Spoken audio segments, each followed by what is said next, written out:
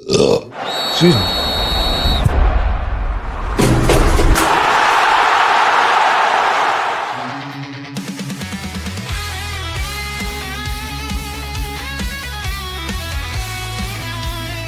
Afternoon show, we own the night.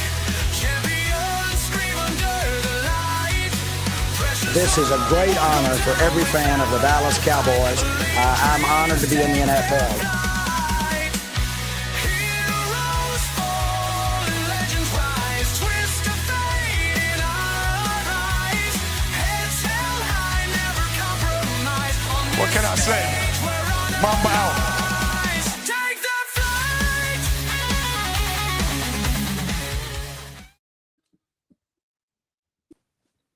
All right, what's happening, everybody? Welcome to the afternoon show presented by ESEN and Gonzo Sports Room. I'm Chris Gonzalez, joined by Tony Gonzalez.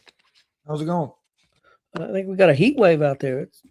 Let's get like around 27, 28 degrees. It definitely feels a lot better than it has the last few days. Tell you what, Yeah, that's for sure.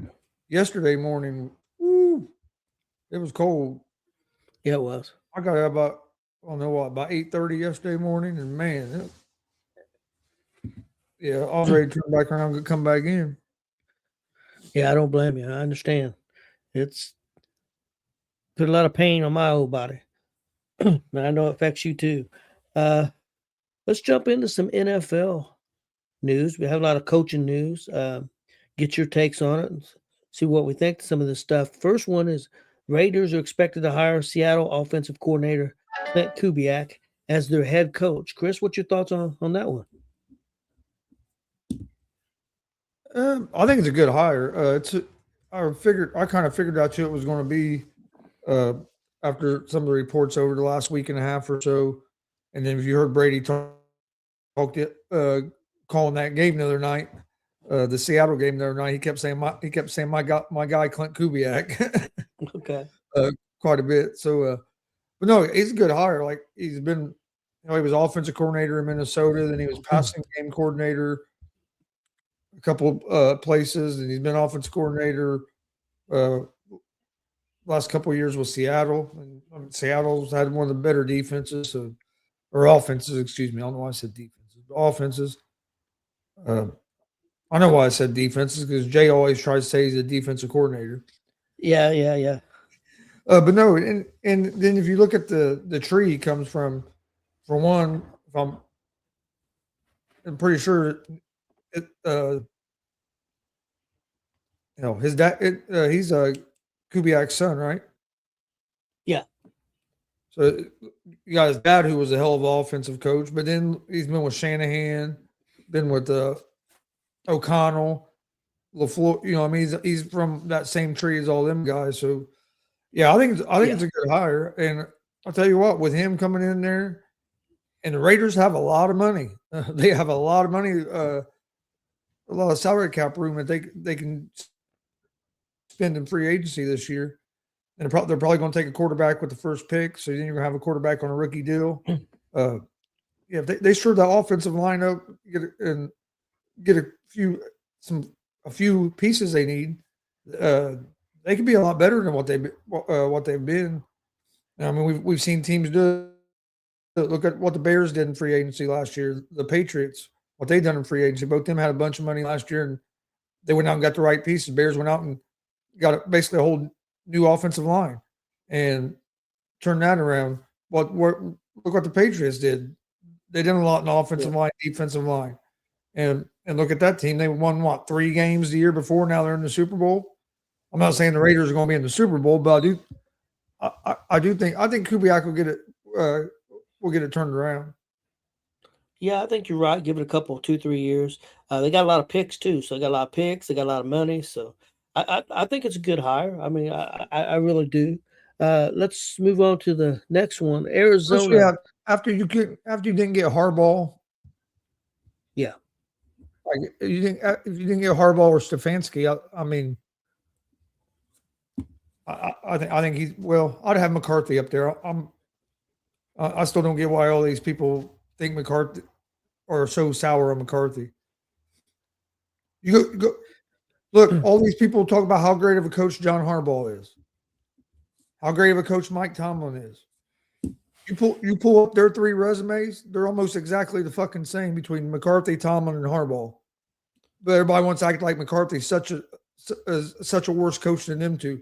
Him and Harbaugh have basically the same career stats as a head coach. And a lot of people criticize him in Dallas, but what's the one common thing with Dallas? I mean, how many times has Jay said that nobody's going to win in Dallas as long as Jones is as long as Jones is there as the owner? So he had to deal with that stuff, just like all these other coaches that have came in. I know one guy, Jimmy Johnson, had success, but hell, he ended up getting pushed out the door. So, I mean, yeah, I think Pittsburgh got a good coach. I think they got the right coach for them. I really do. Don't have the perfect situation at quarterback, but I think that's something that they will try to fix as quick as they can, whatever that means, whether that's Rodgers for a year and bringing a young guy behind him or what they do. I don't know. We'll see. But I think they'll get that fixed. I think he'll get the defense fixed. And like AJ Hawk said one of the first things he'll worry about is strengthen up. How's it going, Joe? Strengthen up both sides of the ball, defensive line and offensive line. The trenches. That's what he will worry about first. And if anybody should know that, it should be AJ Hawk.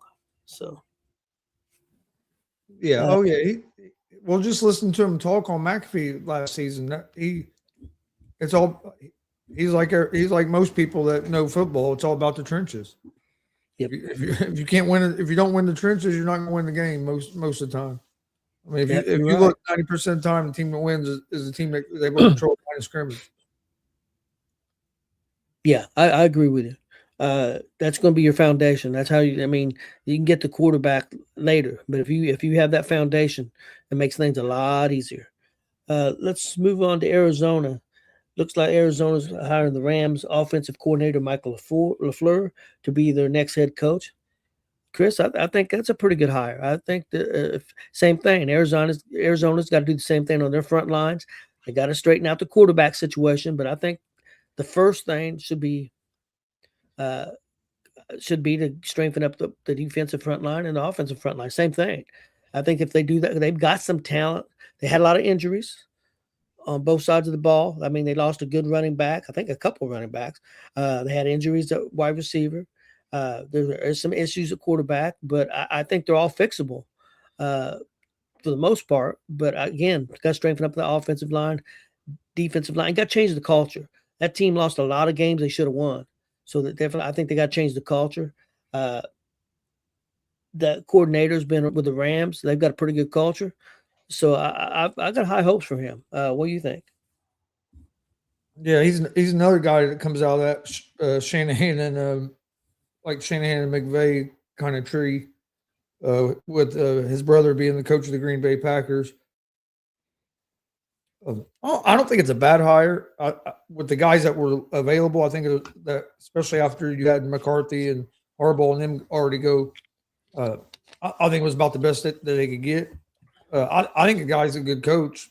My thing with Arizona is that they're just in tough situation with the quarterback because the coach there last year benched him, Yeah. But if you get rid of him this year or next year, it's a big cap. It's still a real big cap hit. So to me, it's going to be interesting. Is he coming in? Is he going to want to try to go with Murray, or is he going? You know what I mean? Or are they going to go a different direction? That's going to be a little tricky. But I mean, we saw the Broncos; they're eating a lot of dead cap, and hell, they were one game from being in the Super Bowl. So. True. But no, I think it's a good hire. I mean, he's an offensive guy. They went defense last time with Gannon, and it really, as a coach, it really didn't work out. So I think they brought a guy in they think can change the culture, and then I think they're hoping he can maybe turn around Kyler Murray if they decide to go that direction. Yeah, could be right. Yeah. Next up, San Francisco looks like they're hiring Raheem Morris as their new defensive coordinator. I think this is a pretty good hire. I think Morris will do a good job. I think he's a pretty good coach. I don't know if he got a complete fair shake in Atlanta, Who knows? I mean, he wasn't terrible in Atlanta. I know they had a lot of talent, expected to be better, but I don't know if it was all his fault. Your take on Raheem Morris? No, I think it's a good hire. I think he's a better defensive coordinator than he is a head coach. If you look at both times he's been a head coach, it hasn't went real well. Plus, he's going to San Francisco. He's going to be back with Shanahan. They've worked together before in Atlanta. I think Shanahan was. I think Morris might have been the DC and Shanahan the OC, if I remember correctly, at one point in Atlanta. So they have a relationship. I think he'll fit good in there at San Francisco, taking over for Saleh. So yeah, I think it was a good hire. Yeah, I agree with you. I like the hire. Next one, I don't know if you know a lot about this guy. I don't. Looks like Miami's expected to hire Green Bay linebackers coach Shane Dugan to be their new defensive coordinator. You know much about this guy, Chris? I really don't. I'm gonna be honest. I don't. If I remember right, I think AJ Hawk was talking about him at one point. How he thought is going to end up being a real good defensive coordinator. But I don't know much. I don't know much about the guy. Okay.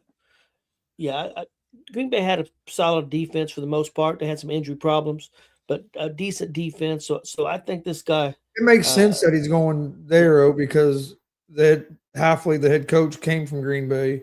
Yeah, so because Hafley was the DC at Green Bay, so this guy was working basically under Hafley at Green Bay. So I mean, it makes sense to bring in a guy like that. You already have a relationship with him. I mean, he already knows how you want to operate things as well. So I mean, I think I don't know a whole lot about the guy, but I think it makes a lot of sense to hire those. Yeah, I agree. Okay, Chris, let's go off football a little bit and talk a little baseball. A little bit exciting news for me and you as Reds fans. I seen in our ESEN group chat, Frankie was talking some crap saying what he'd do in the playoffs and stuff like that.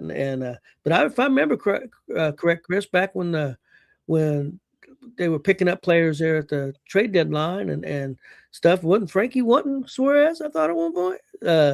And I think we got a real good deal for $15 million. I know it's 1 year. I think there's an option, some type of option. Also, there's an option for another year. Yeah, $15 million for a guy that hit 49 home runs and had a lot of RBIs.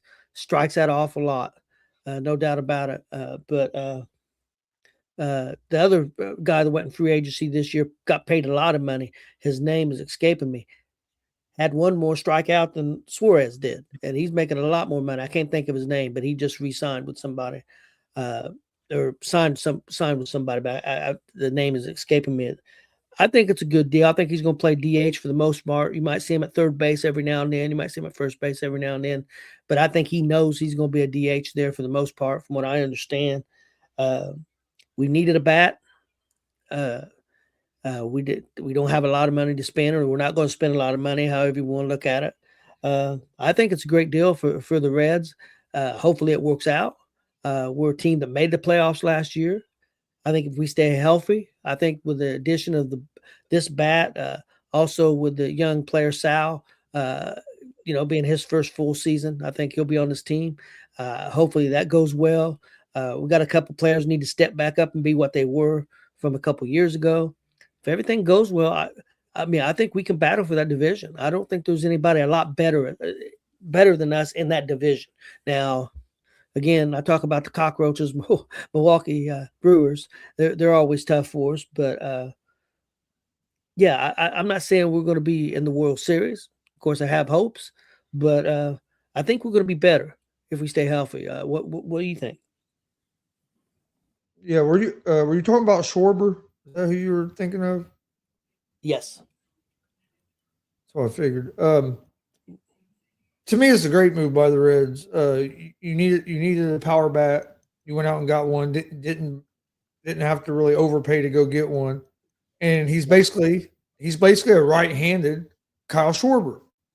Is basically what he is. And our whole fan base was yelling for Schwarber everybody was hoping we were going to be able to get Schwarber. Well, we basically got a right-handed Schwarber for a hell of a lot cheaper. Is the way I look at it. You look at their numbers were pretty similar. Yeah. Because Schwarber hit a hell of a lot of home runs too. I don't know if why he finished with, but I know it was up there. So I mean, like they're similar players when it comes to their stats. I think we're getting him for $15 million. I think, like I said, I think it's a great deal for the Reds. I heard somebody say, "Oh, but he can hit home runs, but he can't play defense."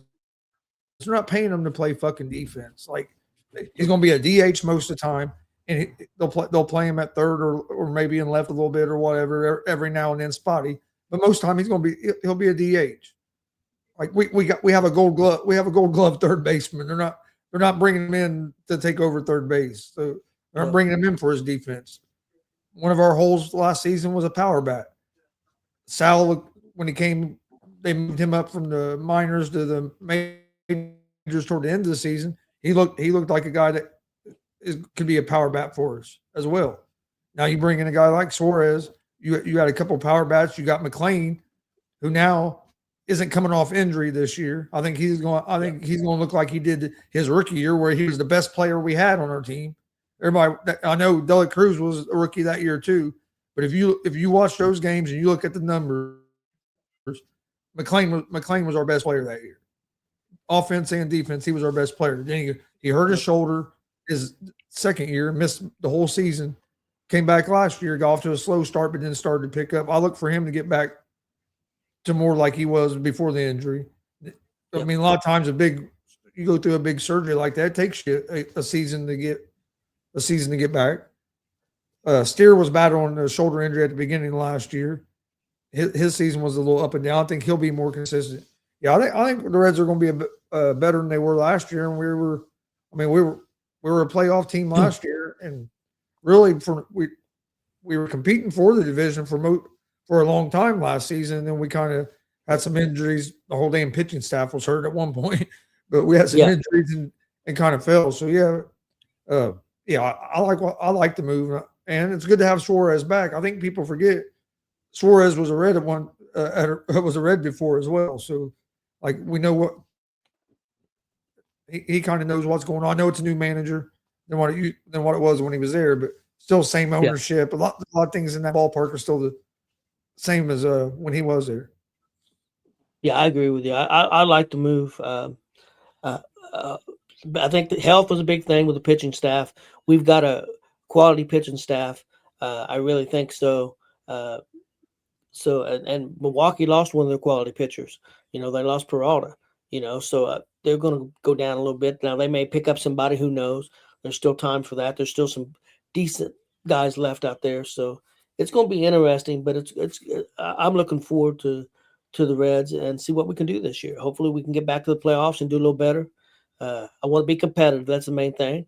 Love to get into World Series, but that's going to be difficult when got teams like the Dodgers out there. It's not going to be easy.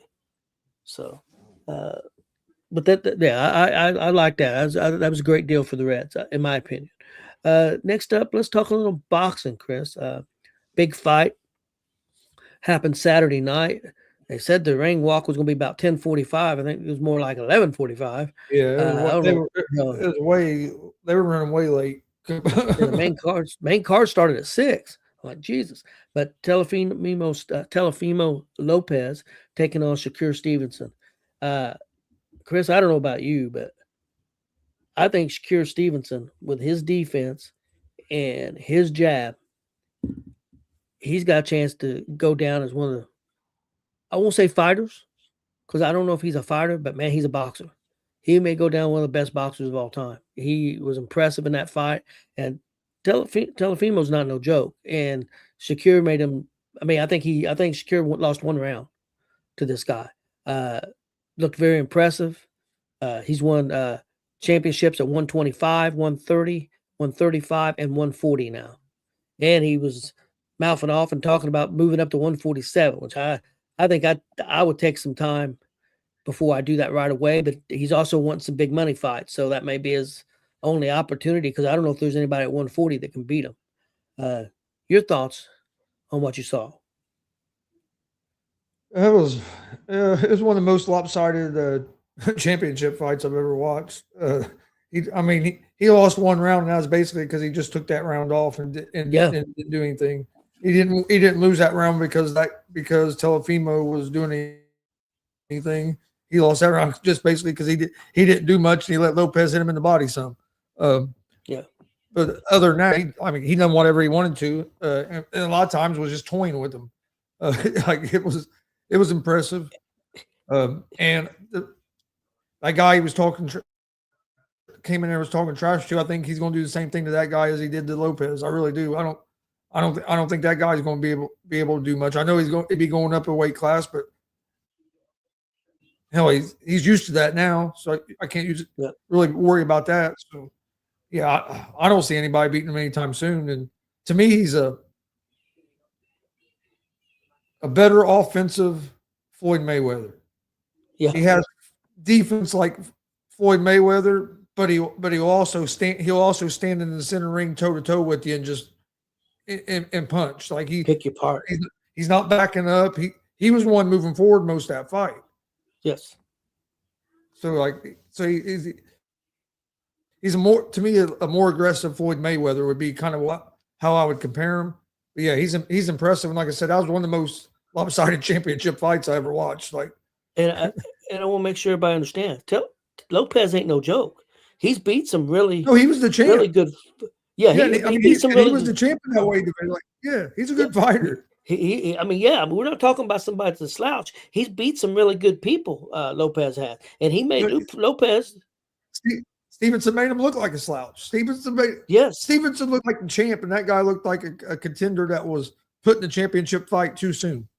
And no disrespect to Lopez, because Lopez is a hell of a fighter, but it's just how, like, watching it, that's what it looked like. Like, oh, this guy got a championship fight too soon, and he was the champ. Yeah, So Lopez was beat up, and Lopez's dad in the corner, face. like, yeah, Lopez's dad in the corner is like, what the fuck's wrong with you? Yeah, It's like, hit him. It's him. It ain't me. Like, he just couldn't get no rhythm. Yeah, he couldn't hit him. I mean, it didn't even look like Stevenson had been in a fight. If you looked at his face. And Stevenson was trying them last two rounds. Stevenson was trying to get the finish. He wanted to get the finish. Yeah. That's one thing. I don't think Stevenson has great. I'm not saying bad. I don't think he has great power, but he can just destroy you with his jab, and with his jab and his defense, you just can't hardly touch him. His footwork is just crazy. Yeah, he had that guy so uncomfortable the whole fight. And again, Lopez is not no C boxer. He's not no B boxer. He's probably an A boxer, and he got destroyed. Yeah, it was unbelievable. My grandson Landon, who's never watched boxing, he said, "I'm gonna come out here and watch this fight with you." So he sat down. Of course, he didn't know. After he sees the first round there in the corner. Hey, how's it going, Mickey?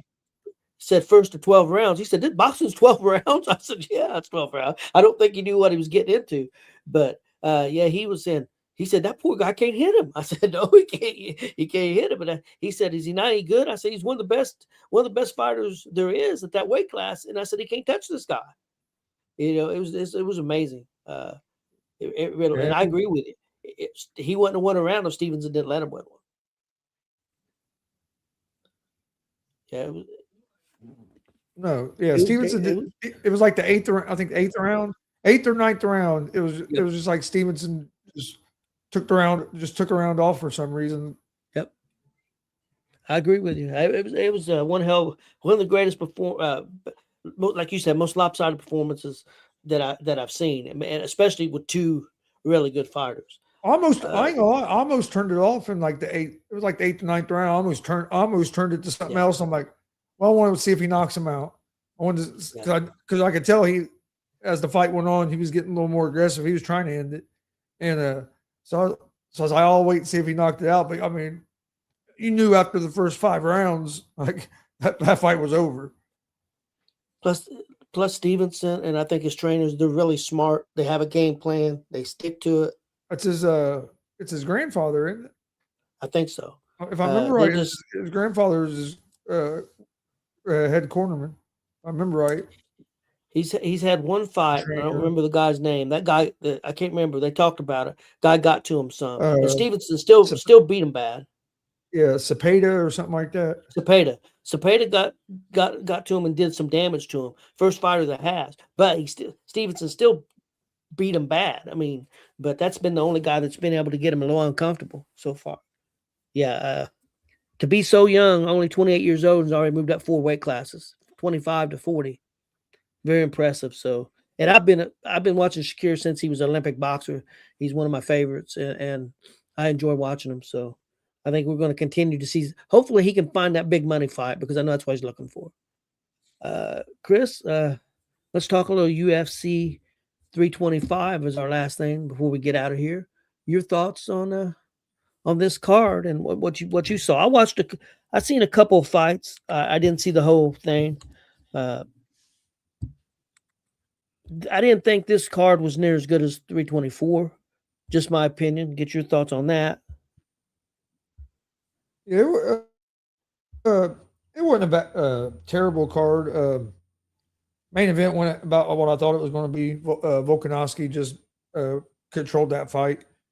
Volkanovski went in there with the perfect strategy. And I had Volkanovski winning 4 out of the 5 rounds.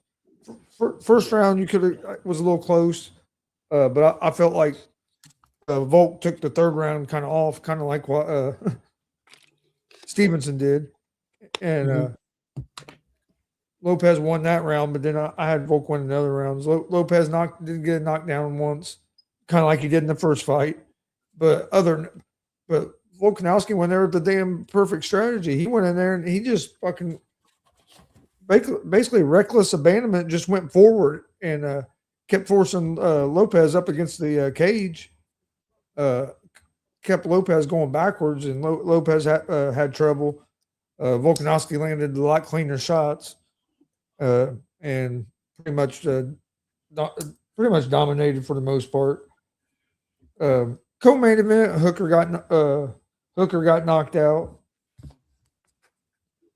I mean, the other fights was okay, but the main event was the main one I was interested in, and it just. I don't know. Volkanovski's just a damn machine. Like I say, he just keeps coming at you, and it's going to be interesting. I'd like to kind of see him.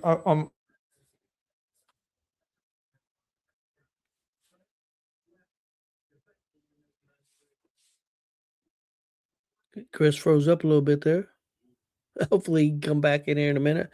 Yeah, the UFC I thought was decent. I didn't think it was near as good as 324, in my opinion. I did get to see about 2.5 fights. I seen some of the Texeria and Tavalsa, and Texeria just pretty much destroyed him.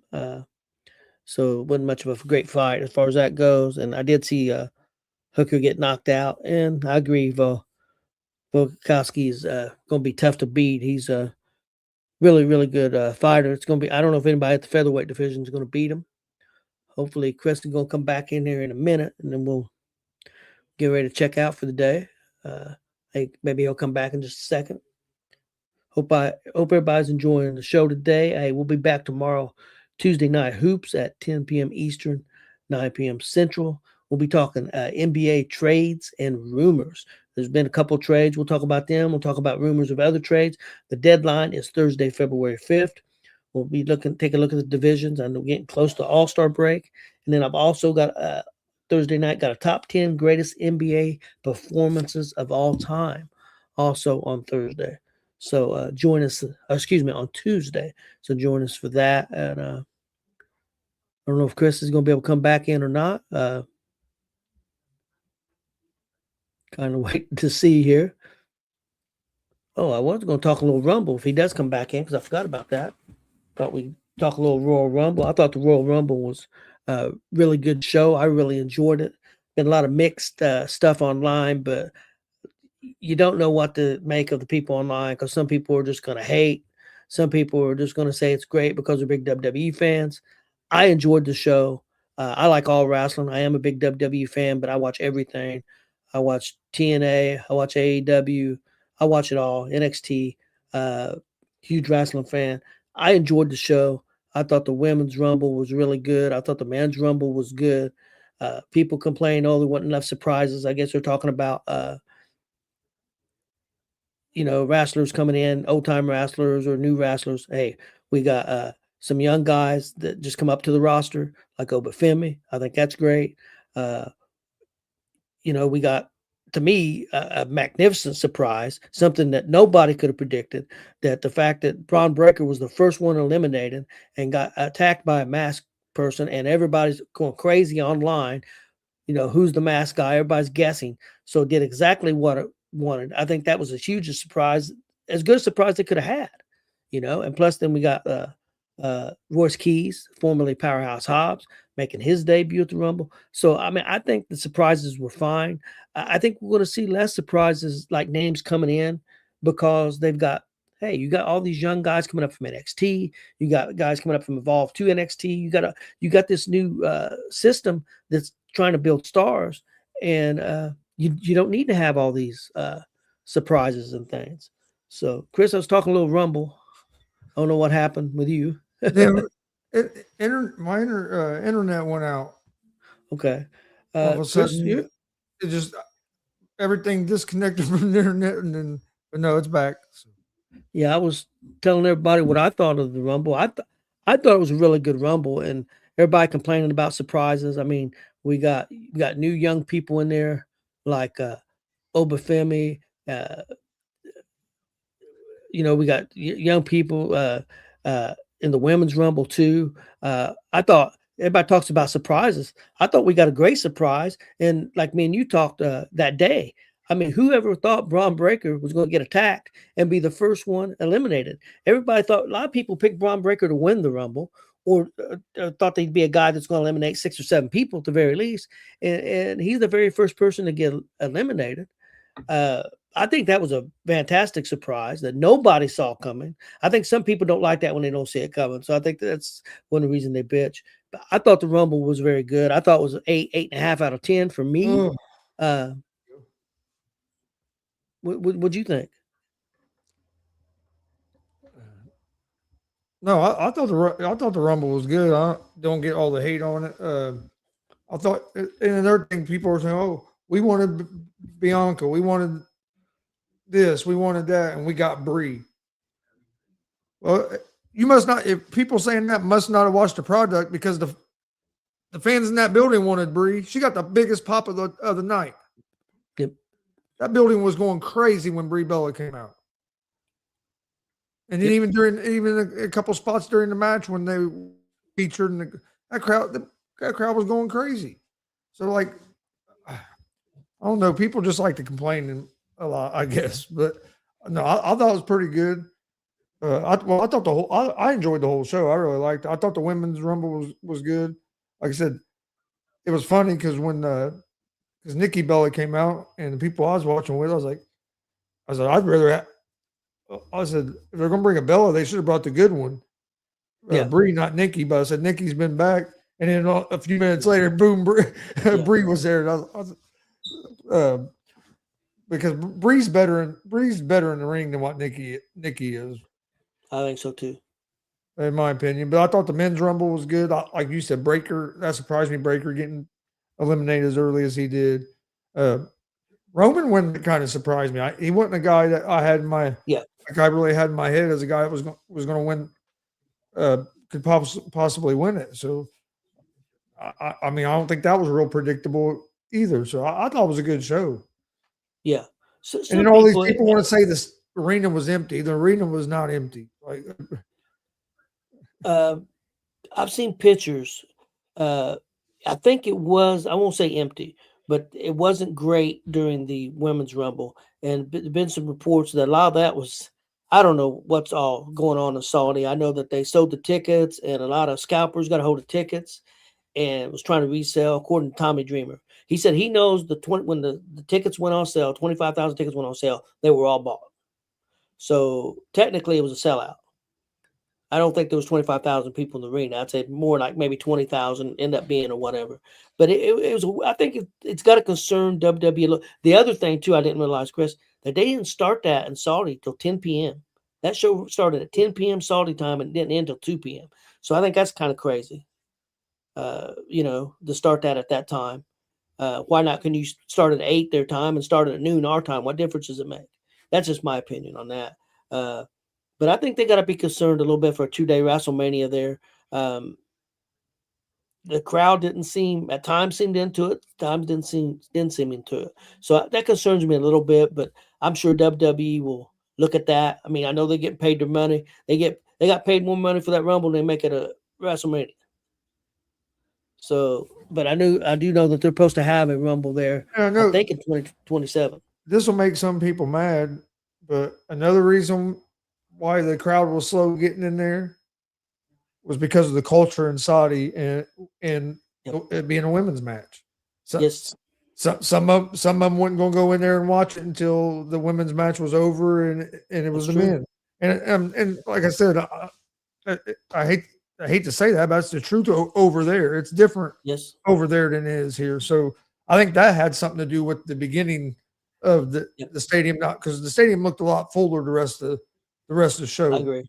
There, and I think that had something to do with the beginning is just the cultural difference over there, and women don't unfortunately don't have the rights over there that they have here.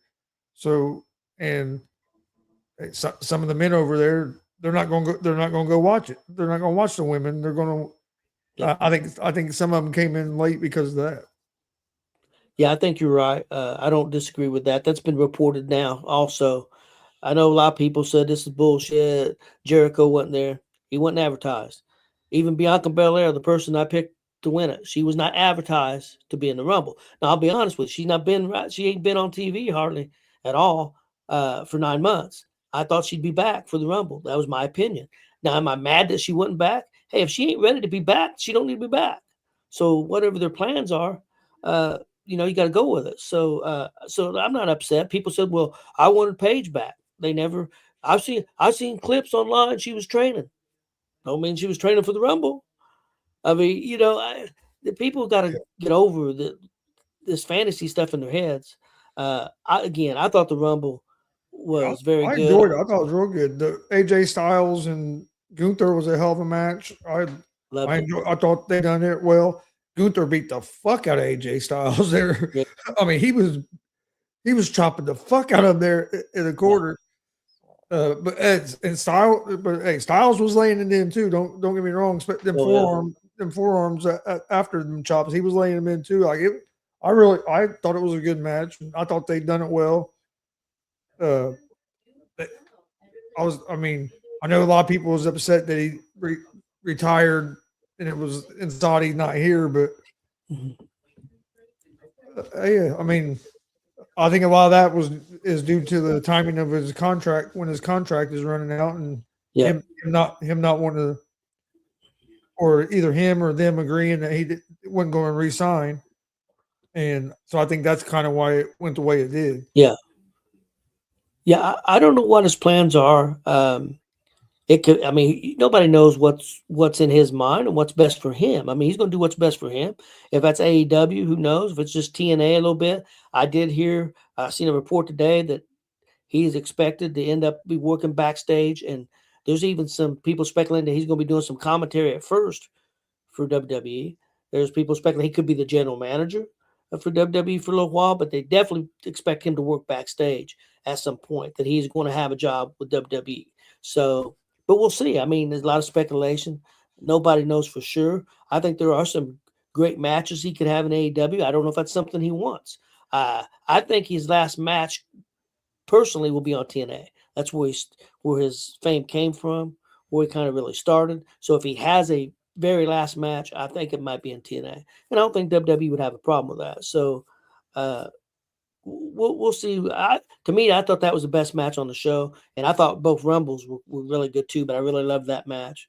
I give that show 8.5 out of 10. I thought it was fantastic.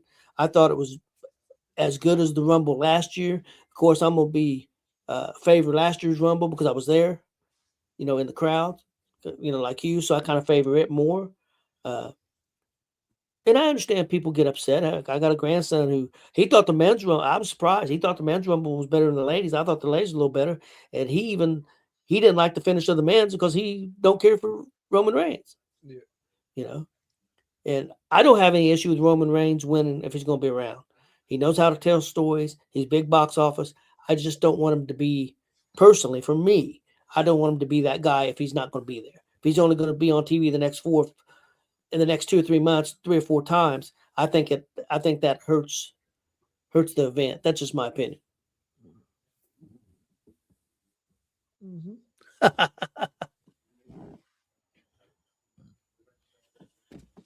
Well, Chris, you got anything before we get out of here? No, I think we covered everything. Yep, I thought it was a pretty good weekend. Could have been a little warmer, of course, for us, but I've seen some interesting boxing and UFC. Seen a really good Royal Rumble. Again, join us tomorrow, Tuesday night, 10 p.m. Eastern, 9 p.m. Central for our Tuesday night hoops talk, and we'll be talking NBA trades and rumors. Again, the trade deadline for the NBA is February the 5th. That's on Thursday. We'll be taking a look at what's going on in the standings. And also, I got the top 10 greatest NBA performances of all time. So that's on Tuesday night. Check us out for that. And hope everybody has a great day, great night, and hopefully join us tomorrow night. Yeah, and this Sunday's the Super Bowl. The end of football. Yeah, we'll be talking some football Thursday night I ain't and gonna lie, Friday. it sucked not having no football to watch over the weekend. Yeah, I agree with you. There wasn't a lot on yesterday. I miss college football as well. I enjoy watching college football on the weekends. Well, when you have a winning team, it helps. But like I enjoy watching college football as well. Just not having no football at all this weekend was kind of weird. I was basically fighting all day Saturday. Yeah, I watched some hockey last night. I even watched a little bit of NBA. Tried to. It was rough. I watched a little bit of the Knicks and Lakers, but it was a little rough for me. I've been watching a little bit of college. Watching some college basketball. You got a big double overtime win over UCLA. Yeah, they got 2 in a row. Beat Purdue, beat UCLA. We're moving in the right direction. I think they're going to be an NCAA team. Do you think so? Yeah, I think they're going to. I think they will, and then I think he's getting them moving in the right direction. Like this is his first year there. He starts getting a couple transfers that his guys, and then guys that he's recruiting and stuff. I think they're going to be, dude. When they're on, they can shoot the hell out of the fucking three. When they're falling, like damn. Chris, I think you agree with me, or I think that I'm right on this. If I remember right, he started from scratch. He had no players coming back. Yeah. So this is a whole brand new team, and to be 18, 19, and 7, that's not bad. In a Big Ten, in a very good Big Ten conference. Maybe the best conference this year. I know SEC is pretty good too, but definitely 1-2 either way you look at it. So yeah, I mean, I think they're doing really well, moving in the right direction. There ain't no easy games in basketball in the Big Ten, really. If you're playing a Big Ten game, it's going to be a pretty good game. Big Ten has a lot of teams in the top 20 as well, and IU's probably going to move up in the top 20, I would say, because they were 21, and then they beat Purdue and UCLA, so there's a chance they move it up to the top 20. Hey, Chris, if you remember the names, won't you promote our show for tonight? We got a big show on GWR at 6:30 tonight. Guest host is Hank Calhoun, and I'm trying to is it Joey Lights? I don't want to say wrong. Joey Lights. He's I think a ring announcer and done some other stuff in pro wrestling. He's going to be our guest. He's going to be our rapid fire guest, and we got Hank Calhoun. Is going to be our guest host. So join us tonight at 6:30 for that. That's going to be a great show. Appreciate everybody that's watched the show from last week and the clips. I think we're around 1,800 people has checked out the clips and the show from last Monday. We had Michael Elgin on. Had a great show. Had a lot of guests. I thought it was one of the best shows that we've done. So if you haven't checked that out, go to our webpage and check that out. A lot of good clips, a lot of really good shows. So we appreciate everybody. And hey, we did a new format on our Thursday night show, changed things around. I thought it was very, very well accepted. We're getting close to 500 views on that, and that's did much better than what we had done before. So I think this new format might work out for us. Check that out. Face or Heel Pro Wrestling Talk every Thursday at 8 p.m. So that's all I got, Chris. All right. Well, we will see you guys either this evening for GWR or tomorrow night. Please hit that subscribe button on YouTube at Gonzo Sports Room, and we'll see you guys later.